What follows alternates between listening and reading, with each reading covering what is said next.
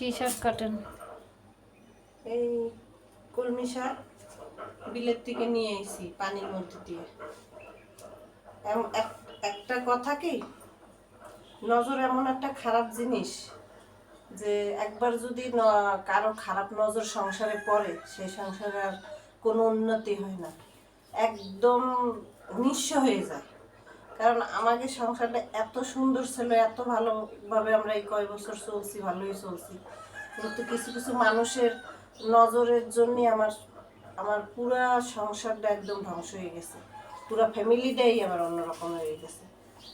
আগে তো বুঝতাম না যে মানুষের দ্বারা সব কিছু শেয়ার করতে হয় না, বলতে হয় না, ঘরের ব্যাপার দেখাইতে হয় না, কিন্তু তা তো বুঝি নাই।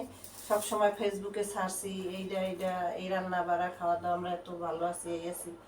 এই ছাড়ার পরে আবার আশেপাশে কিছু মানুষ আছে যে সহ্য করতে পারে না আমাকে ভালো দেখে, উন্নতি দেখে কারো সহ্য হয় না।